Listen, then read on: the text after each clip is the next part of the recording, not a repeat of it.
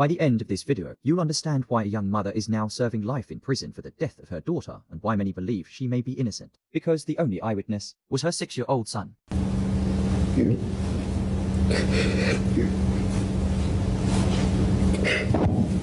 Click the subscribe button to continue. August 8, 2007. A panicked mother calls 911. Her voice is frantic. Her 7-year-old daughter, Adrianna, has been found face down in the family pool. To paramedics, it looked like a tragic accident, but within hours that story would begin to unravel. Amanda Lewis was a 27-year-old single mother living in the tiny town of Esto, Florida. She worked as a nursing assistant and was raising 2 kids on her own, 6-year-old AJ and 7-year-old Adrianna. Money was tight, stress was high, and Amanda, by her own admission, struggled to bond with Adrianna, a child many described as hyper and high energy. One chilling quote from Amanda stuck with people who knew her. I could just strangle her. At the time, it sounded like a frustrated parent venting. Later, it would sound like a warning. Amanda said she'd been cleaning the house while the kids played outside. Then AJ burst through the door, screaming, "Adrianna's in the pool." Amanda rushed out, pulled her daughter from the water, and tried to resuscitate her. But it was too late. At first, it seemed like a horrible accident. Maybe Adrianna wandered too close and fell in. But when detectives walked through the home, they noticed something odd. No toys, no dolls, no signs 2 young children lived there.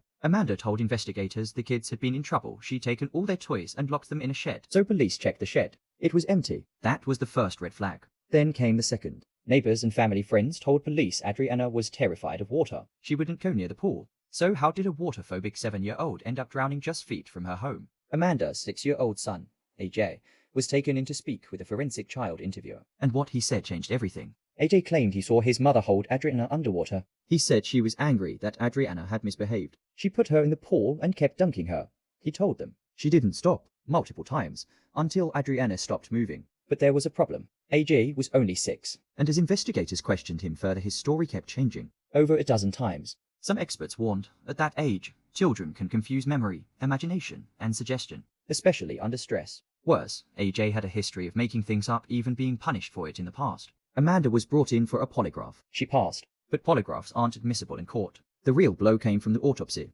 Medical examiners found bruises on Adrianna's face, on her forehead and cheeks. Injury patterns consistent with being held down. They matched AJ's original statement. That was enough for the state to file charges: first-degree murder and aggravated child abuse. Amanda was offered a plea deal. 10 years in prison if she pleaded guilty to manslaughter. She refused. She maintained her innocence. She said AJ was confused, that what he saw, if anything, was her pulling Adrianna from the water and trying to save her. But the jury believed AJ. Even with his inconsistencies, even without any eyewitnesses, he became the state's star witness. Amanda Lewis was convicted. She was sentenced to life in prison without parole. To this day, Amanda insists she's innocent, and many legal experts agree. AJ's testimony, while emotionally powerful, may not have been reliable enough to convict beyond a reasonable doubt. So we're left with a chilling question. Can a 6-year-old's words alone send someone to prison for life? Or was AJ the only one brave enough to speak the truth? Was Amanda Lewis wrongfully convicted? Was this justice or a tragic misunderstanding? Drop your thoughts in the comments. Hit subscribe. Next week's case is even more chilling, and it just might keep you up at night.